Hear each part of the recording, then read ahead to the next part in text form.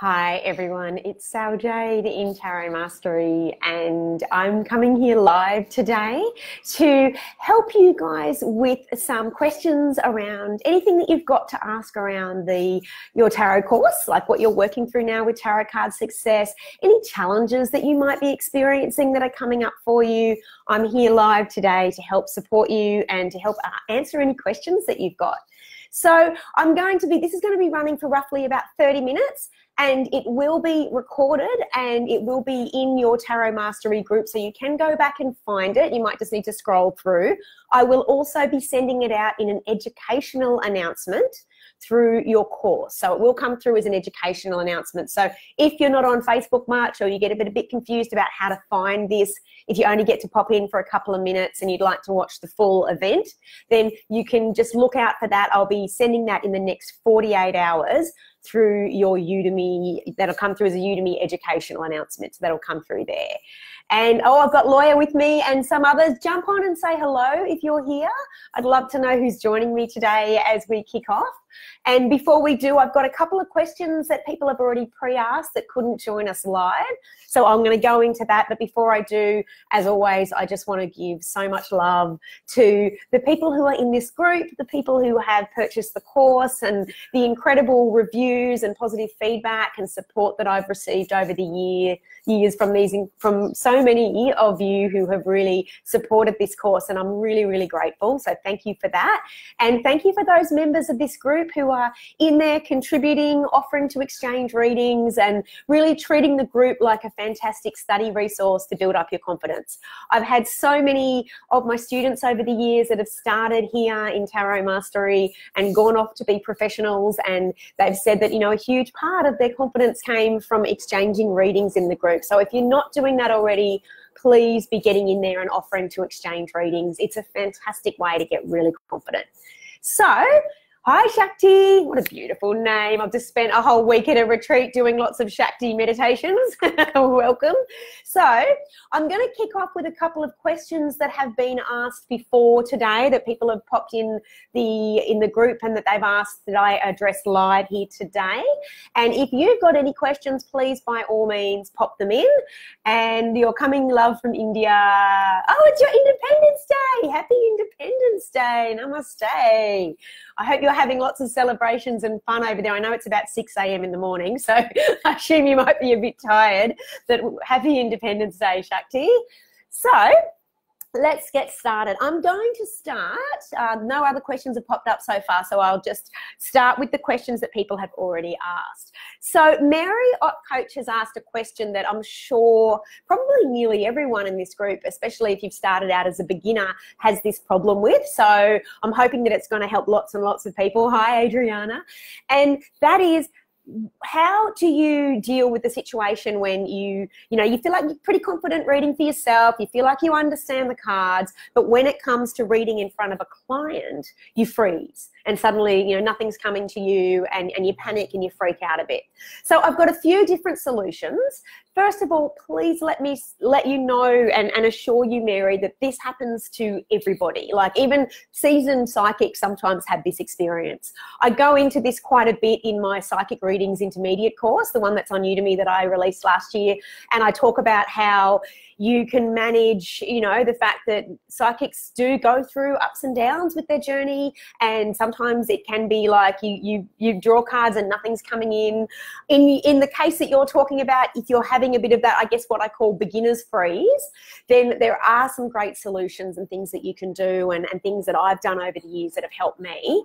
The first thing I would say, without, you know, sort of repeating something that I've said a bit before, is that I would practice and practice and practice and practice, like exchange in the group and practice. So for me, it took me about 6 months before I got really confident enough to feel like I could read professionally. So I would be in there studying, and I know a lot of other tarot readers have said the same, like you just continually practice and do exchanges. Now, this group's a fantastic place to do that, because obviously those people aren't directly in front of you. So you can take your time with the spread, and you can take your time with the reading, and give yourself that time to see if any intuitive insights come in as well as interpreting the traditional understandings of the cards for your client. So I would definitely, as I said, practice and do more exchanges. Go back to the journaling that I talk about. You know, when has this happened for you?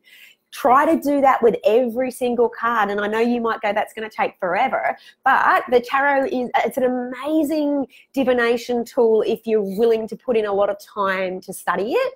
Very different to oracle cards. You can learn them really quite quickly over a weekend. Whereas the tarot, I would go in, and when I was studying, I would do every single card, and I used to teach in my life workshops, every single card, I would say, when has this happened to me? And if I couldn't think of when it's happened to me, when has it happened to somebody I know? So thinking about what the lesson of the card is, because each card has a lesson, and being able to apply that and jot it down. And those kind of little like triggers will help you when you're in front of clients. Like, and even if you don't have to say, oh, okay, so the magician's come in. That's exactly like the time when I left my job and I used the law of attraction and manifested a new job. You don't have to go into the whole story, but you can just be like, oh, okay, yes, this is the energy of using your will to manifest what you need, and that charging forward and using the magic of the universe and using your own physical action to create what you need in your life. So that's just an example of how you can do that. And again, you can bring a small personal story in, but it helps if you've got those little stories in your repertoire. Also, there's a couple of other things I would try if I were you as well. The phone readings are great for this. So if you're doing a phone reading with someone, and I know I've got friends that only do phone readings because they actually prefer not having the client right in front of them, like even having them on Skype's a little bit intimidating. And so if you're doing a phone reading or an email reading, you've got a little bit more space and time to just take in the cards, put your hands on your heart, put your hands on your belly, touch the card, and just, look at the images, give yourself a bit of time to take in what you think it could mean in relation to the question, or if it's a general, like what the general energy is around the card, and write it down. So obviously you can write it down, and often I find when I'm writing it down, more stuff comes in. So that's a really great option for you if you find that every time you're in front of a client, you just completely freeze. Like, get really confident with phone readings, get really confident with email readings, and then you might feel like you're ready to just have people face to face. That will shift and change because you'll be feeling so much more confident in your abilities and in your skills. And my third little one is, if you haven't done it already, I can recommend, this has helped a lot of people over the years. I have a tapping course called Boost Your Psychic Gifts, I think. Boost, I don't know what the courses are called. Boost Your Psychic Gifts with EFT tapping. What I find, I use tapping all the time with my self-doubt. So even now, years later, every time before I do a reading, I tap on being profoundly intuitive, in trusting myself, in trusting the messages. So you could do something like my course and learning about how to apply that to trusting your own messages and trusting yourself and trusting your memory and trusting your intuition. Or, as I said, just do a little one. I trust myself, I trust the cards, I trust my messages. So these are all ways, like journaling, practicing constantly, doing phone readings, doing email readings, that can really help you with that beginner's freeze and get you feeling a lot more confident. So I hope those suggestions have helped, Mary. I hope some of those are going to give you some inspiration and get past that beginner's freeze. And as I said, the most important thing is to don't think there's anything wrong with you. It's very common. And as I laugh at myself, sometimes even now I can go and then go, oh my God, and it just goes blank. So that's why tapping to me works quite well. And as I said, just, keep practicing and practicing and practicing. So I hope that's helped, Mary. My next question comes from Faitha Reynolds. I hope I'm saying that correctly, sweetie. So she wants to know what a good spread for a why is, like a why question. So why, I assume that means like, why did I lose my job, or why did my relationship not work out? So I'll be very honest, I don't do why questions. I actually do the what do I need to know about losing my job. I rephrase it. What do I need to know about why my relationship broke down? So I do rephrase that, and I do go into that a lot into my other course, the Psychic Readings Intermediate course, about how to rephrase questions if you're a bit stuck on that. But essentially I turn all why questions into a what is it I need to know about this, instead of why did this happen? Because they're the same question really, but I find it gives me a little bit more opportunity for the universe to come in and give some spiritual insight, as opposed to, well, that happened because your sister-in-law came along and interfered and you know, that kind of stuff. So that's what works for me. Now, funnily enough, over the years, I have tried. So when I first started deciding to teach live workshops in tarot and in psychic development, I decided I really didn't feel comfortable teaching stuff that I'd never done and mastered myself. And, you know, some people are comfortable doing that. They might go read up on it a bit and then reteach it to others. For me, if it hasn't worked for me, then I tend not to teach it. And I apologize for that, because it makes sometimes what I teach a little bit limited. So I went and thought, okay, well, what are the good why spreads? And I do know there's like a 5-card why spread out there that I've heard of. But because I remember trying it like once years ago, and I was like, huh? And it just didn't resonate with me. And so I just stuck with rephrasing the question with the horseshoe, or rephrasing the question with the 3-card. And that worked much better for me. Or using the Celtic cross as an overall about the unconscious and the conscious. And that goes into a lot more of the hidden backgrounds and things that are perhaps not being revealed yet to the client. So I don't have an exact why spread, because none have ever worked for me. They've never resonated for me. So I apologise for that. But as I said, I would just use what I've given you and try to rephrase questions with your clients, like, what is it I need to know about this situation, as opposed to why. That I feel resonates higher. But if you still really want a why, then please go and look up, like I'm sure there is in Google, like why spreads. I'm sure there would be people that, you know, do them, and they might resonate with you more than my way. So I hope that's helped, my love. I think that's yes. Sorry, I'm losing track of the questions. Oh, Brandon, hello. So Brandon, we're going to talk about the position of the environment in the horseshoe spread. So Brandon was having a bit of trouble with that, and I did answer that question on the Q&A, but we need to nut it out a little bit more. So I'm going to, so I'm just going to say some hi to some people. Hello, Dahlia. Hello, Erin. Hi, Brandon, you're here. Fabulous. So I thought, okay, so the best way I can explain the environment for me and how I interpret it is it's like the energy that's affecting the situation. And so how I would explain that in a reading is, and I realize what might be tripping you up, because it does trip me up a bit too, is the word environment. Like, so maybe remove that word and just think, okay, this is the energy that's affecting the situation right now. Now, where it can, and this is where you can apply it to specific questions. So if someone's asking about their love life, then that card in the environment position will often be about how that person feels about you. Like, so say I'm asking about my love life, that card will be like, or how that person, what their attitude is towards me, or how they're behaving towards me. If I'm asking, so in the example you were giving about someone buying a new house and the Ace of Cups comes up, that's an amazing reading. That's saying, look, this new home, this environment is really, it's going to be a place that opens up your heart. Like, it's a new beginning for the heart. So the environment can often represent the physical home that you're living in. So don't be afraid to ask that. Like, if a card comes up, say for example, the Two of Swords comes up.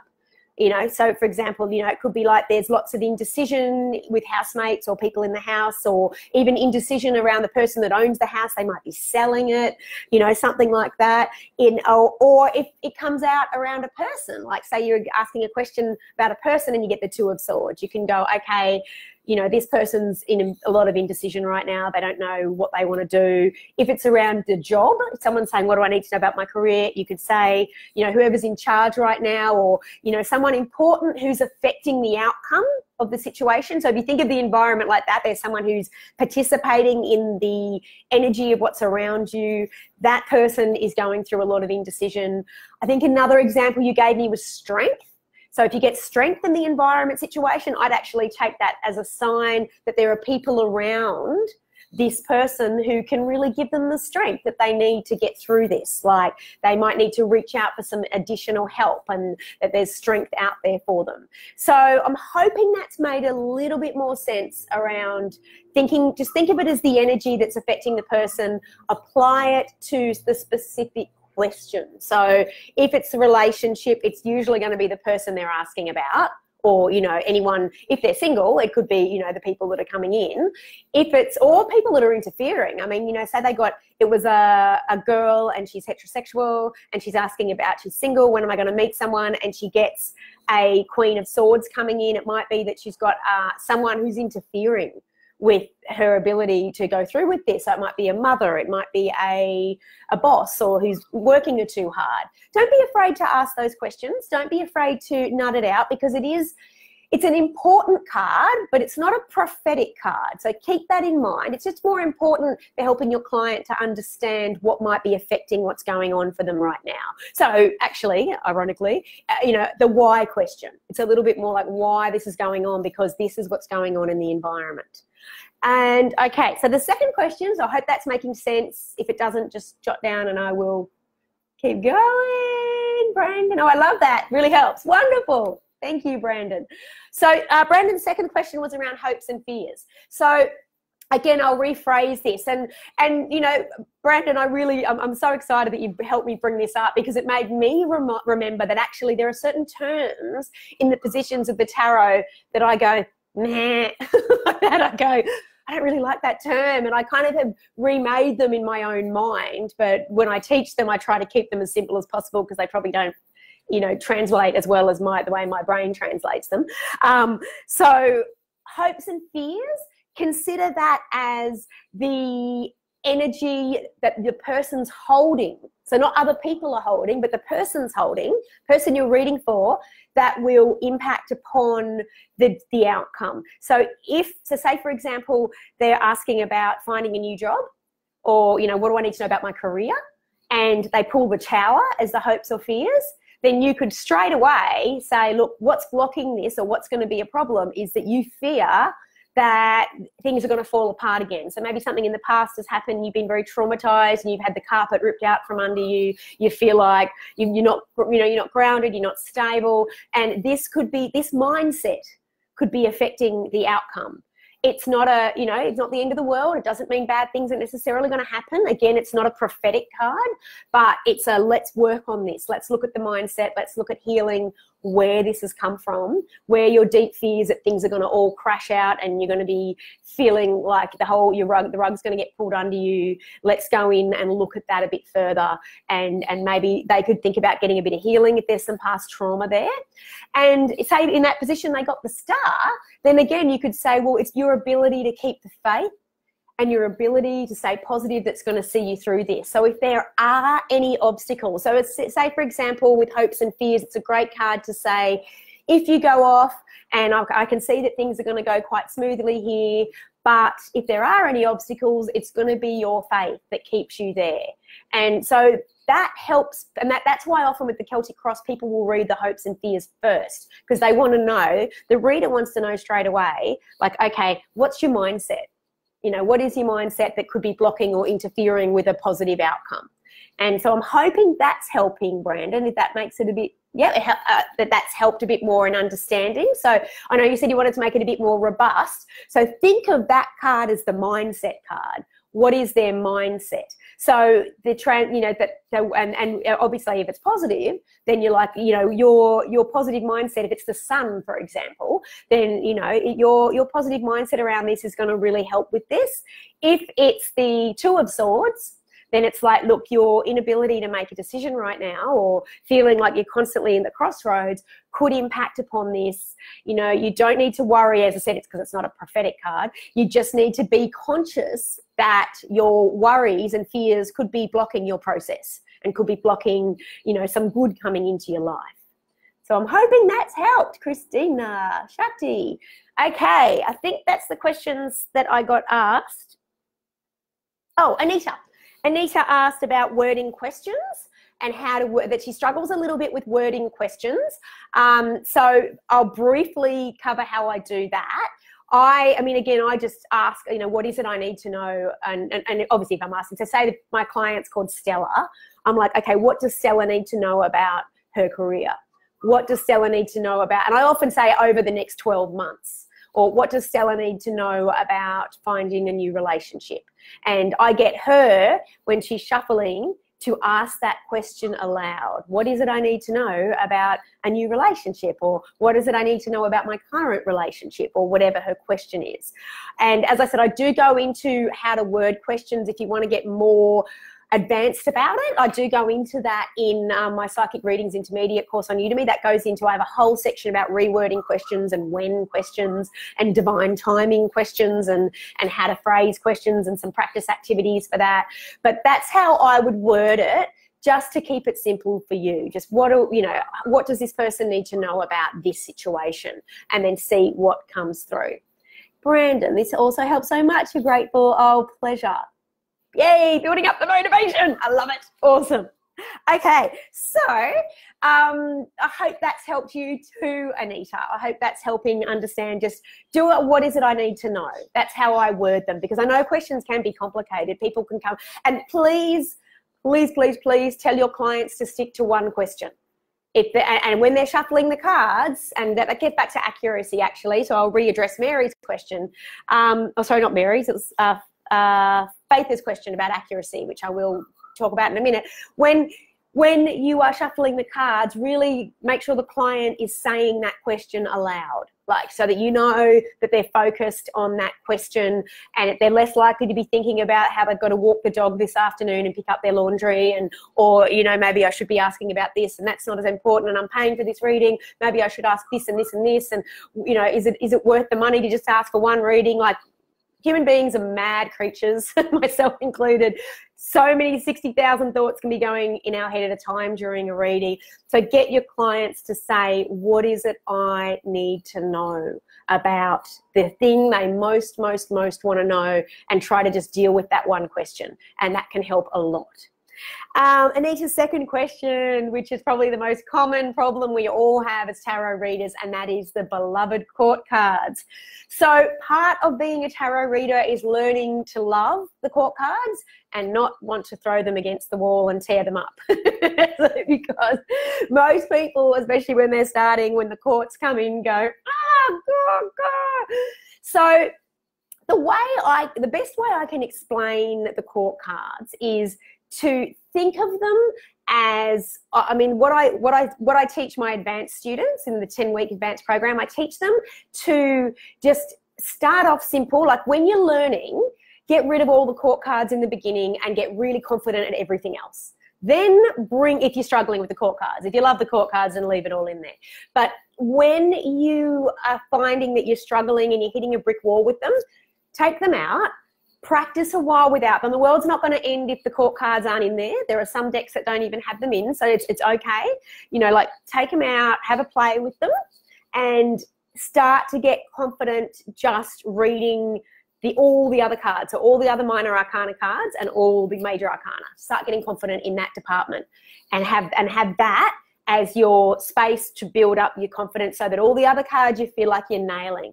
So that when a court card comes out, it's not going to throw you as much, and you'll make more connections between what that court card means in relation to all the other cards. So if you think that when you get a spread and you spread out, say, 7 cards or 10 cards, there's a story in there. It's a tapestry, and but the cards don't exist on their own. They're all linked and connected to the other cards. So the appearance of a King of Swords, for example, will mean something depending on what the other cards mean. It doesn't stand alone. So your best bet is to feel super confident with the other cards and know exactly intuitively what those other cards mean, so then you can bring the King of Swords in.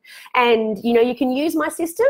That system doesn't work for everyone. It just works, you know, for me. Like, I'm at the stage now where I don't need to use that. I just kind of go, oh, it's a King of Swords. Okay, it's a guy, blah, blah, blah, blah, blah. You know, it's a Knight of Swords. And I can intuitively go now, again, depending a lot on the rest of the cards, if this is, and what question they're asking too, I'll just add that. Is this a situation or is it a person that's impacting upon this situation? So don't freak yourself out about the courts. Everybody freaks out about them. It took me a long while to get my head around them, a lot of practice.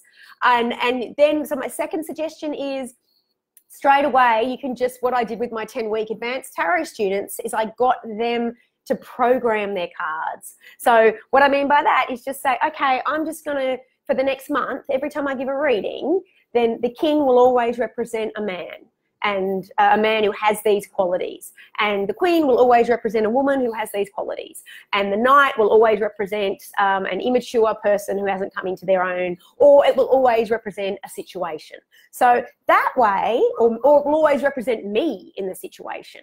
So if you program, they're your cards, they're your babies, they will act on your intentions.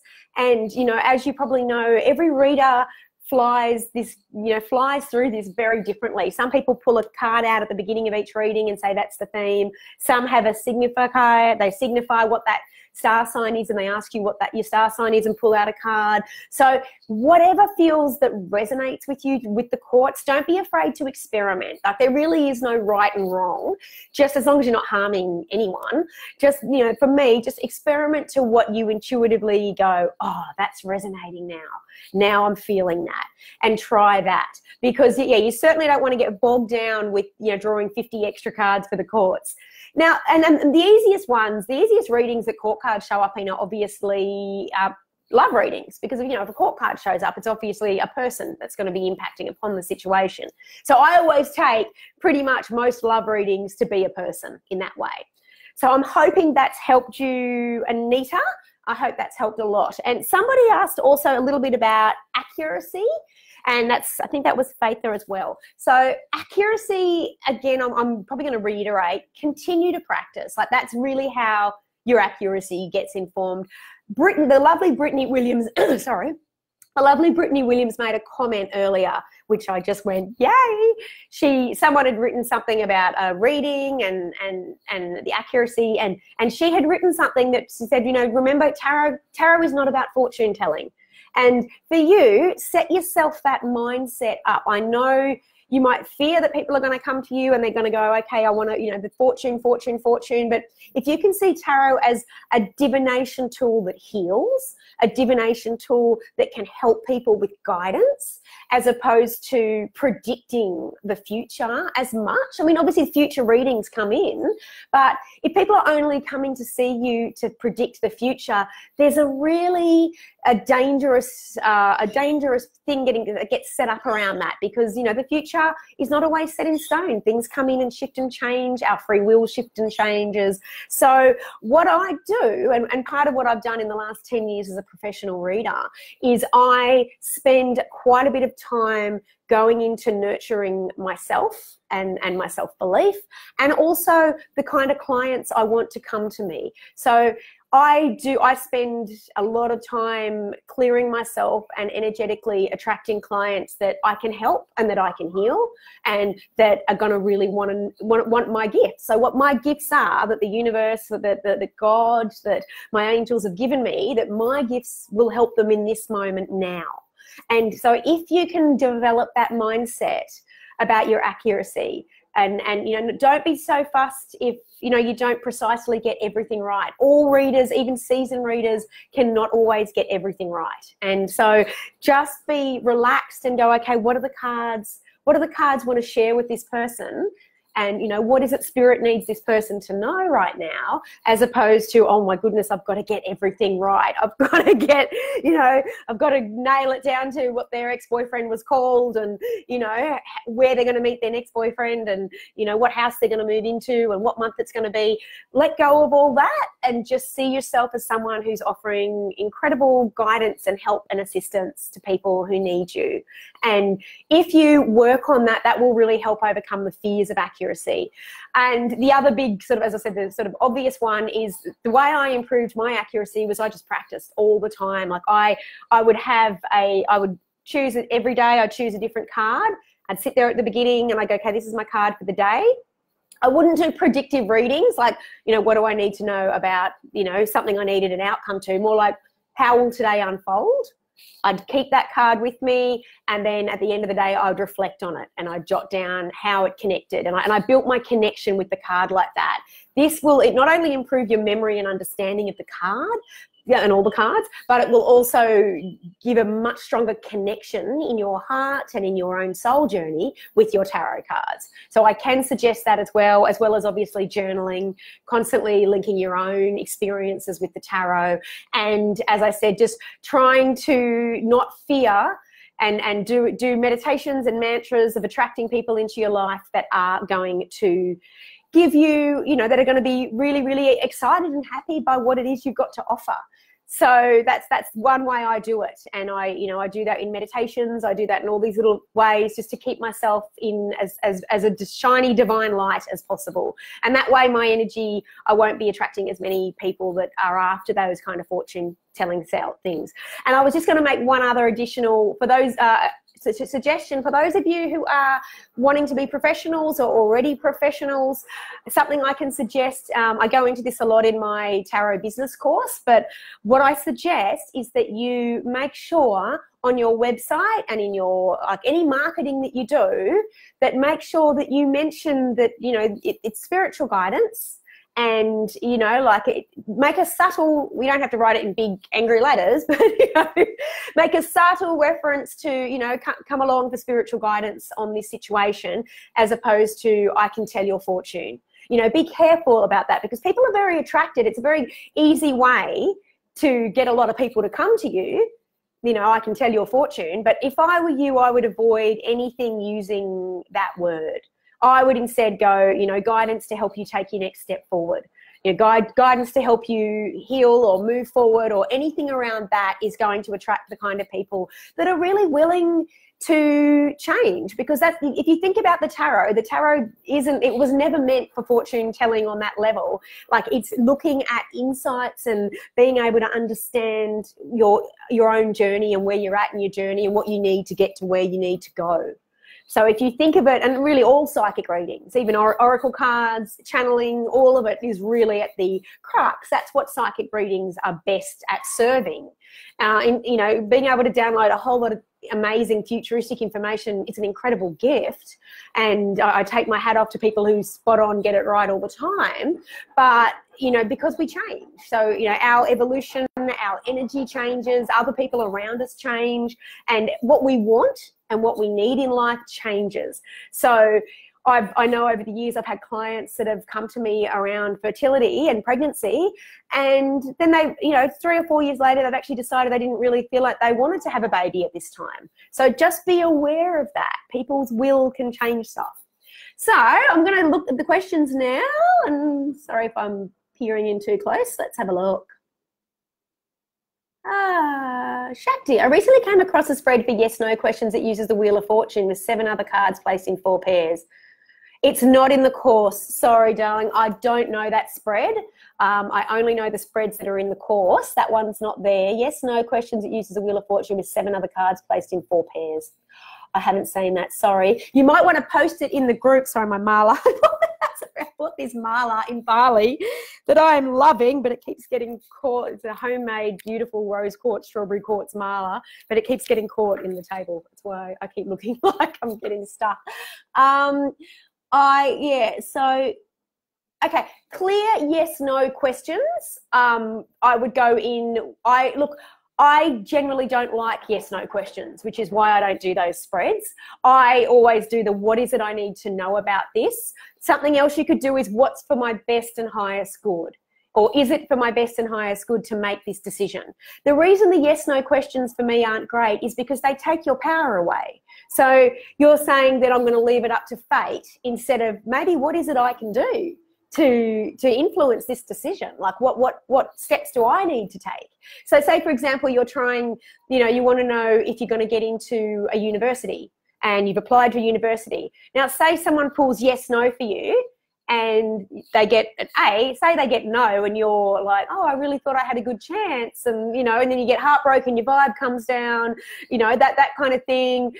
I don't think it always helps to get those kind of answers. And so what I would do is, what do I need to know about the outcome of applying for this university? And then choose a high card, like choose 2 cards, getting it and what the card is, not getting it, and then what the card is, and then embrace the lesson of that card. So that's how I tend to read, rather than yes, no. Multiple choices, again, say there's, you've got 3 options of going overseas, or moving to the next town, or taking a new job in your current town, and you go all over the shop. Again, just like, what is it I need to know? And then, what is it I need to know about this? Pull 1 card. What it is I need to know about this? Pull 1 card. What is it I need to know about this? Pull 1 card, and then weigh all 3 cards up against each other. But I'll also say, never let go of your own intuitiveness. Like, never let go of, sit with it, touch the card. If it's a big decision, something that always gets me a little bit alarmed is, I've seen this before, and again, no judgment, we've all done stuff like this, but sometimes I've seen people ask questions in free reading groups of, should I buy this house? And they ask out of a free reading. And I kind of go, look, that could be a $300,000, $400,000 decision, or depending on how much houses are in your area, that could be a lot of money decision. There could be a lot that needs to be going in here first before you get a free reading on something like that. Or even just pay a reader to get something like that. I think there could be a lot of factors to take into account. So be careful that your clients aren't giving you too much power, and be careful that you're not giving readers too much power. It's all our soul journey. So I hope that's helped, Shakti, Brandon, Christina. Hello, darling. Oh, great question. Oh, it's Marla. So what I do is, before every reading, and this is why when people ask me why I don't do free readings, this is why I don't do free readings. One of the reasons is because it takes me about between 15 to 20 minutes to just sit there in my clear energy and to tune in with my guides, and to I clear the energy of the house. So I clear out my husband's energy, bless him, but I clear it out in case he's been having some dramas with people. I clear out my own energy that's not working for me. I ask the Creator to take all energy that doesn't belong to me, that doesn't belong to my clients. I ask anything that's a negative space around to just be going up to the light. And I will often just sit there in a bit of meditation beforehand and really calm myself down. And then afterwards, I will often use like sage or incense or space clearer. There's Australian bush flowers. They have a remedy called space clearer, and I just go like that. And I use that all over the place. So I go into that a lot into my intermediate level course. I go into a bit, how to do the before and after, and the importance of ritual and keeping the ritual. Because for me, when I do those kind of rituals, I'm giving the messages to my angels and to my guides and to the universe that, okay, I really would like to open space to connect now and help this person. And so, I've always got these little rituals that I do before and after readings to clear the energy. Hope that helps, Christina. I'm thinking it's Ali, but I'm sorry if I'm getting that wrong because there's a bit of glare on the screen. I want to know if I'm just going to be successful here in Florida. Hello, Ali. Sorry, this is actually just asking questions about your tarot course. I'm not doing psychic readings right now. This is you could pull your own cards and say, what do I need to know about that? And give yourself a spread. You go into the course to look at the horseshoe spread and maybe do a 7-card spread about what do I need to know about living in Florida. That's how I would answer that question, and that could give you some more insights onto it. Another thing you could do is you could offer to exchange a reading in the group. You could say to people, look, I'd love to know, I've got a question, I'll give you a reading in exchange if you give me this reading, and that might help you with some more insights. Brenda, you love this. Thank you, sweetie. Thank you. Wonderful. Has anyone else got any questions? And if I haven't addressed your question, please type it out again, because sometimes the feed goes very, very fast. Nope. No. Oh, thank you. Okay. Thank you, everyone. Thank you for all the wonderful. Thank you, Erin. Thank you, Dahlia. Thank you, Janice. Thank you, Ella. Thank you, everyone, for coming. And as I said, just keep being kind to yourself with the tarot. It's not the easiest tool. I mean, I know people say, oh, you can learn the tarot in a 2-hour course, and and I really wish I could have learned in 2 hours.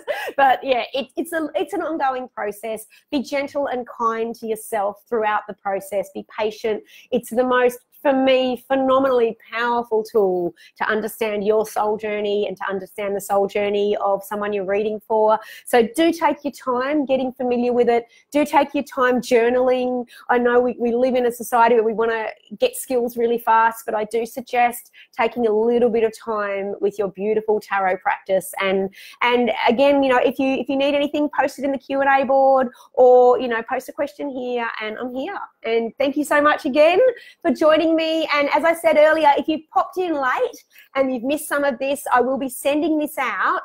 So keep an eye out on your Udemy educational messages. So you'll see where those are in your, when you go into your Udemy course, or if you're on the Psychic Healing Academy, in your Psychic Healing Academy course. If you go into that, you'll see a little thing that says messages, and if you scroll down, you'll see one from me. And that will have this on a video. So I'm uploading it to a private link on YouTube. It's not going to be public. It's just a private link that you guys can view and go through if you need to recap on something. So thanks so much for joining me. And I'll just check one more time, no more questions. Yay. Thanks so much, everyone. And namaste. And thank you for putting up with my crazy new mower. Have a wonderful day.